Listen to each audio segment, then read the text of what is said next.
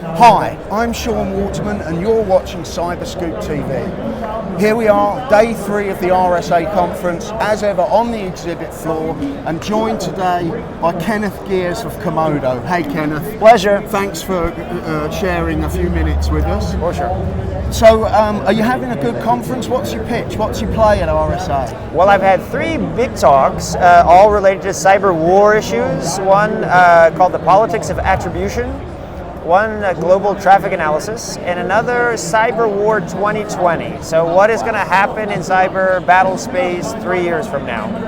Well, I mean, and can you, obviously it was a long talk, but perhaps you could give us the elevator pitch version. Yeah, well, I mean, they were all quite different talks.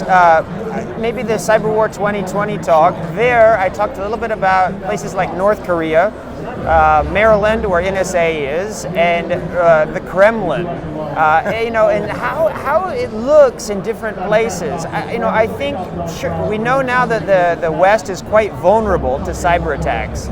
I think the U.S. presidential election in November 2016 was the biggest single hack in history.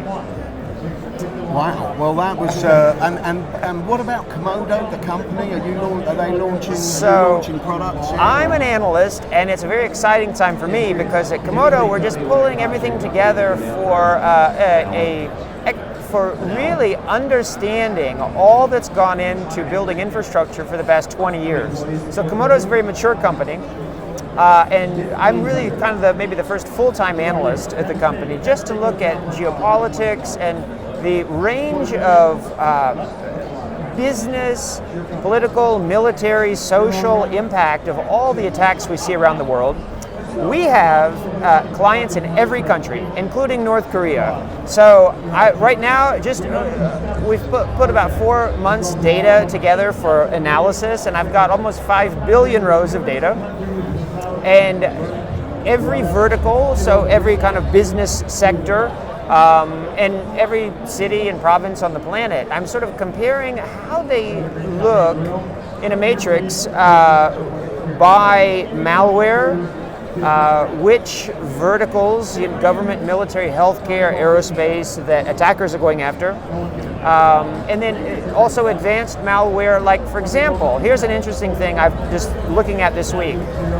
Worms are heavily dominant in very poor countries, and I think it's indicative of unsupported older software. Right. Whereas if we look at our backdoors, it's a very different malware profile. It's more targeted, it's higher class against a higher class of victim. And so if you look at the top 10 list there, it's Singapore, Hong Kong, Iceland, Austria, etc. It's countries that that have more money, potentially more lucrative, but also would need more targeted cyber operations. I mean, that just sounds like the best job in the world. It's a wonderful job.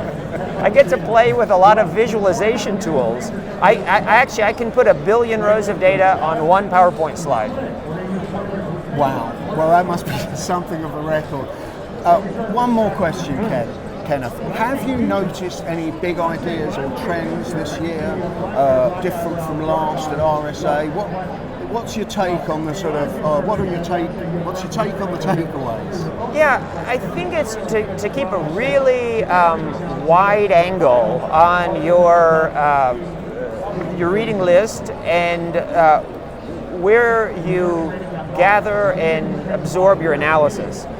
Crowdsourcing cyber defense is one of the most exciting things, I think, today.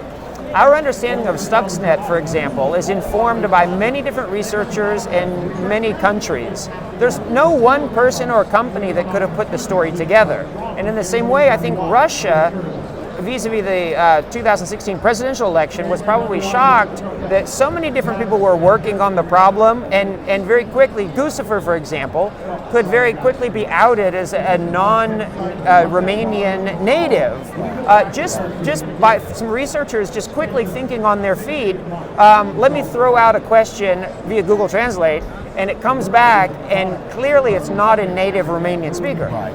That's the kind of thing that not even maybe a three-letter agency would think about. It's just a clever researcher just on their feet and on the web, right? And so it's pretty exciting to think about the strategic analysis that can be done organically across borders from researchers that don't even know each other. Well, that's an awesomely optimistic note on which to finish the interview. Kenneth, thank you very much for your time. Thank you. And you can see more of us on our website, cyberscoop.com, or our YouTube channel.